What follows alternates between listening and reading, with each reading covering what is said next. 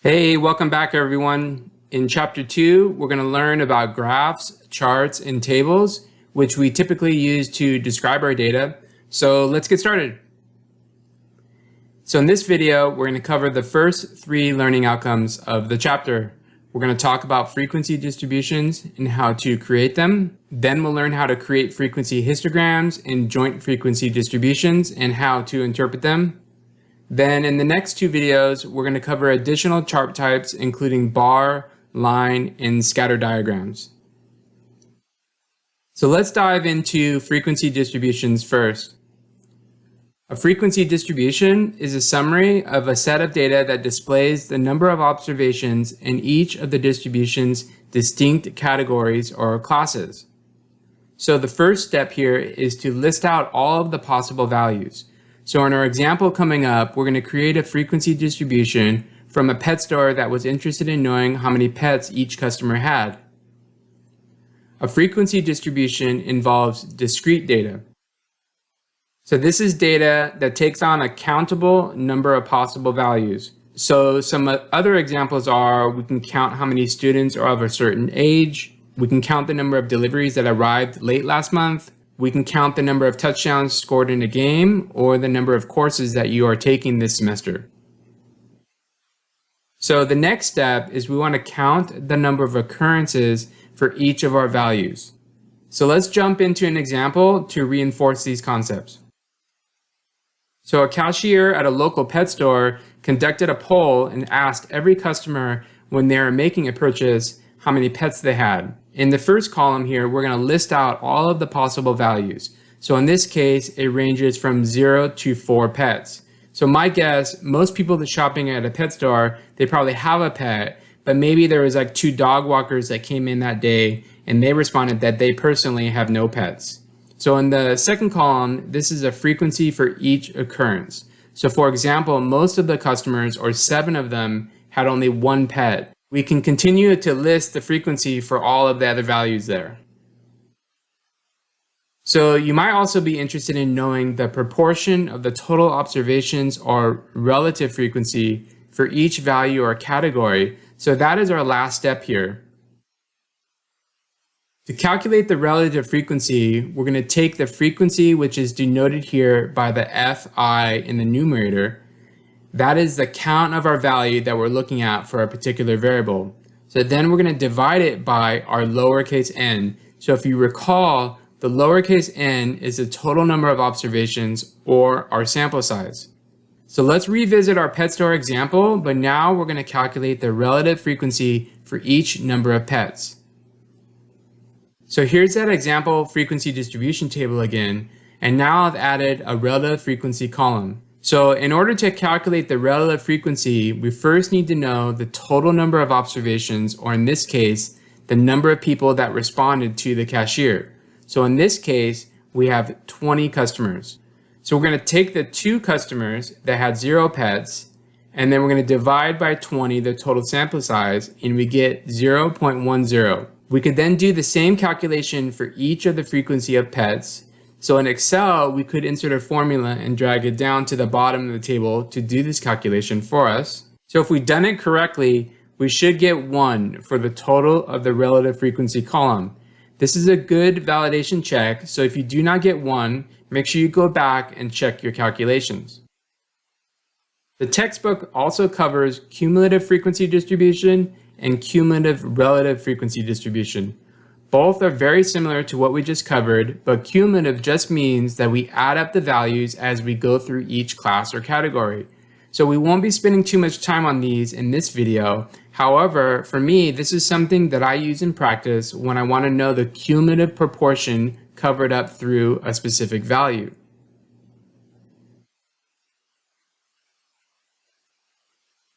So next, we're going to talk about grouped data frequency distributions.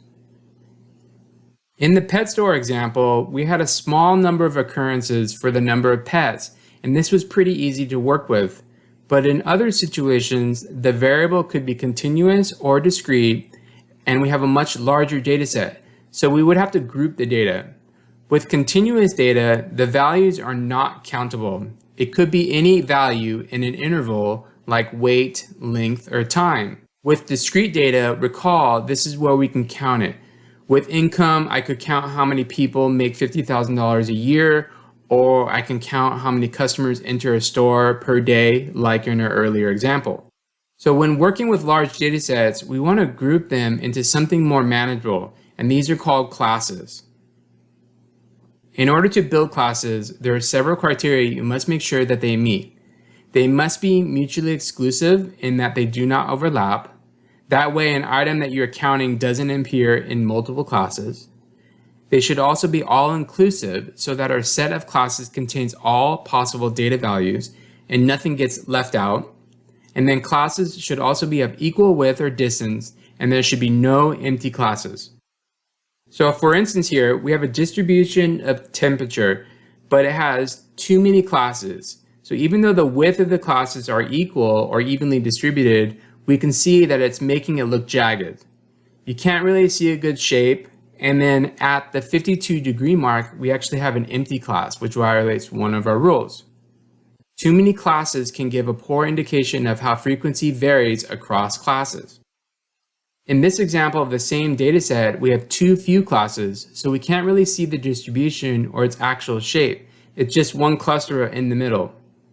Too few classes can hide or obscure important patterns of variation. So let's review an example from the textbook. After the 2008 recession, many homes were foreclosed on because the owners could not make their payments.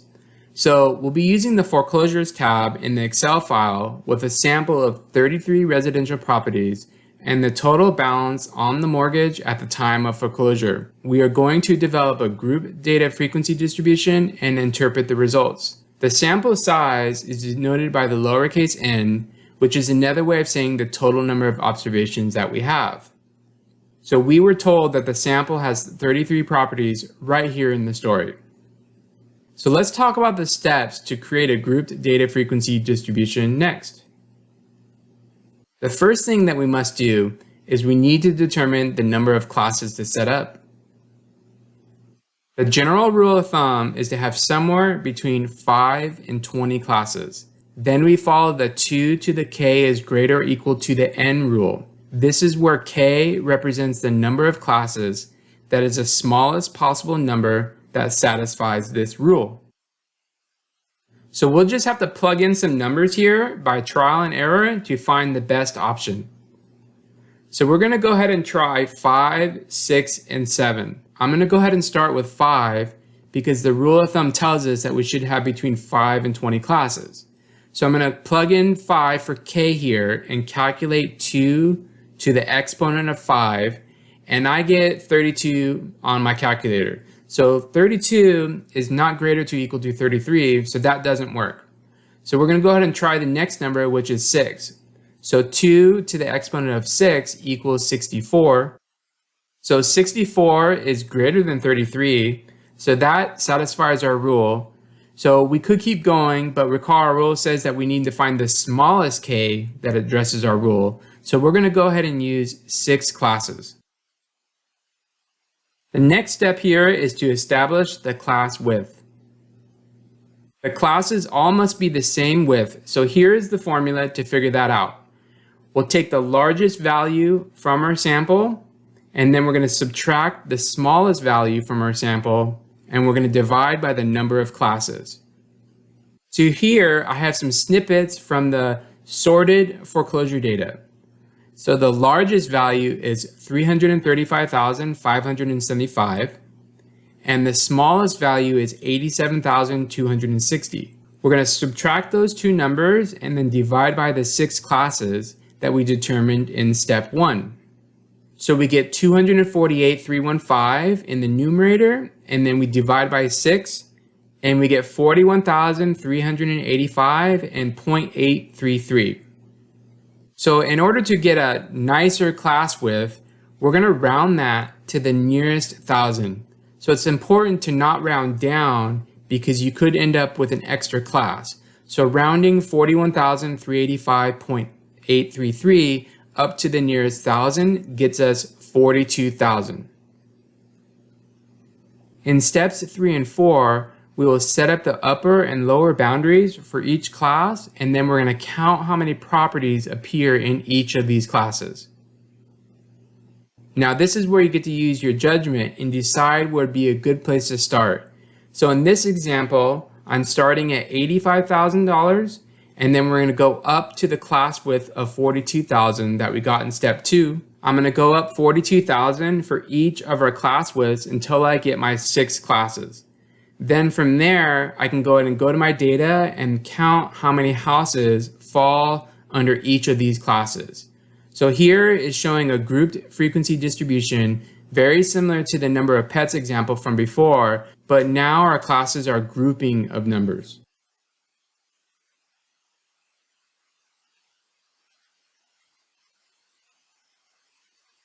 Let's talk about histograms next.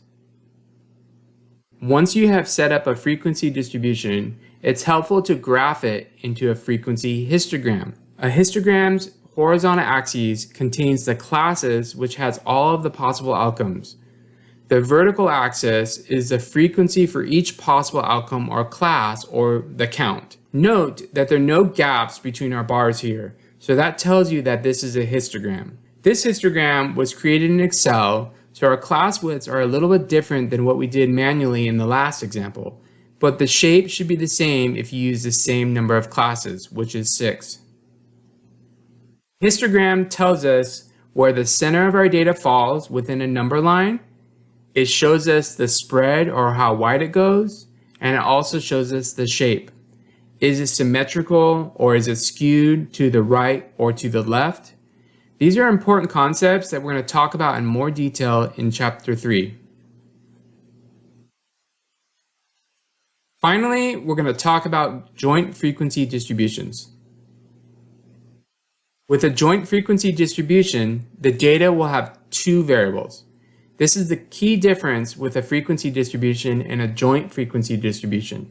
The variables can be qualitative or quantitative. So the first step here is to obtain our data.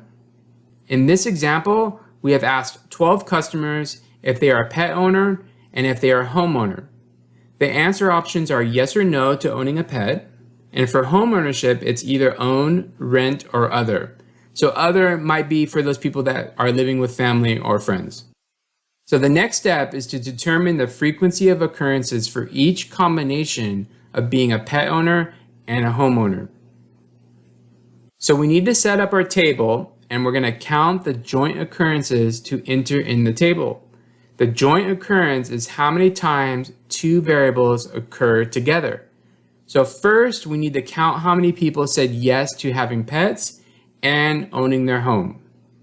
So we can see here on the left-hand side that customers 1, 4, 5, and 12 both answered that they are both a pet owner and a homeowner. So we'll count these 4 customers and put them in the table here. We will repeat this exercise for each combination and put the results in the table.